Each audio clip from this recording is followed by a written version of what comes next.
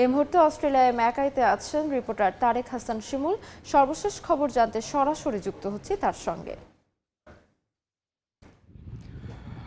ডারউইনে একটা ঐতিহাসিক জয়ের পর প্রত্যাশা বেড়েছিল বাংলাদেশ দলের উপর এবং আগ্রহটা কিন্তু ছিল অস্ট্রেলিয়ানদেরও, কিন্তু ম্যাকাইতে প্রথমবারের মতো টেস্ট অনুষ্ঠিত হচ্ছে, যেটা আসলে ম্যাচ শুরু হওয়ার আগে থেকে উইকেটটা নিয়ে বলা হচ্ছিল। গ্যাবার যিনি কিউরেটর ছিলেন তিনি মূলত এখানকার দায়িত্বটা পেয়েছেন এবং উইকেটটা তৈরি করেছেন। বারবার তিনি বলছিলেন যে আসলে নতুন বলে বেশ বেগ পেতে হবে ব্যাটসম্যানদের, সেটাই আসলে হয়েছে। বাংলাদেশ দল শুরুতে তাদের উইকেটগুলো হারিয়েছে। টেস্ট ক্রিকেটের ইতিহাসে মনে হয় সবচেয়ে কম সময়ের মধ্যে 5-8টা তুলে নিয়েছেন মিচেল স্টার্ক। বাংলাদেশের এখন পর্যন্ত যে 4জন ব্যাটসম্যান একেবারে 0 রানে আউট হয়েছেন। তানজিদ তামিম দারুণ একটা সেঞ্চুরি করেছিলেন ডারউইনে, তিনি আজকে রানের খাতাই খুলতে পারেননি। প্রথম বলে, ইনিংসের প্রথম বলেই কিন্তু আউট হয়ে ফিরেছিলেন সাদমান ইসলাম।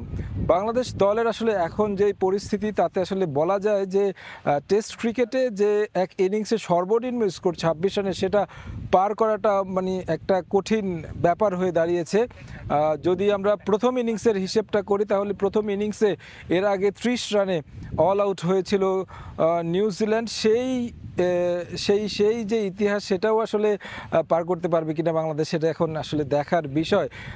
যদি বলি যে উইকেট কিংবা কন্ডিশনের কথা, উইকেটের পরিস্থিতিটা এই প্রথম ঘন্টাটা অনেক বেশি সুবিধা পাচ্ছিলেন পেসাররা। মুশফিক এবং কি মিরাজ একটা ছোট পার্টনারশিপ গড়ার চেষ্টা করছিলেন। তখন আমরা দেখছিলাম যে বলটা ভালোই ব্যাটে আসছিল, তবে মুশফিকও যিনি সিনিয়র ক্যাম্পেইনার, 7,000 রানের মাইল ফলকের সামনে দাঁড়িয়ে তিনিও আউট হয়ে ফিরেছেন। পেট কামিংসের বলে অস্ট্রেলিয়ান ক্যাপ্টেন তাকে বোল্ড করে ফিরিয়েছেন। স্টার্কের কথা বলতে হয়, মানে একেবারে শুরু থেকে বাউন্স এবং সুইংয়ে কিন্তু পরাস্ত করছেন বাংলাদেশ ব্যাটসম্যানদেরকে। এখন আসলে মিরাজের উপর ভরসা করা ছাড়া আসলে কোনো উপায় নেই। তিনি আসলে খেলতে হবে টেল এন্ডারদেরকে নিয়ে। আজকে বাংলাদেশ দল যে একটি পরিবর্তন এনেছে, সেটি তাইজুলের পরিবর্তে শরীফুলকে, দুঃখিত, তাইজুল নয়, ইবাদতকে আসলে বসিয়ে শরীফুলকে এই একাদশে নেওয়া হয়েছে।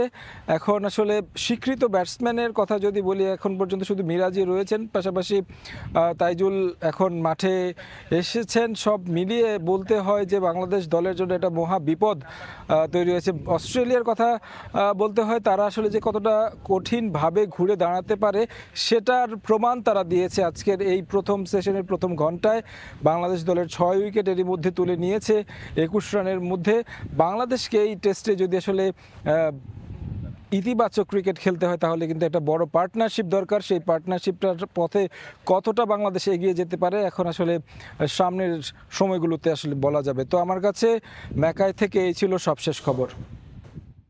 অস্ট্রেলিয়া থেকে সরাসরি যুক্ত ছিলাম।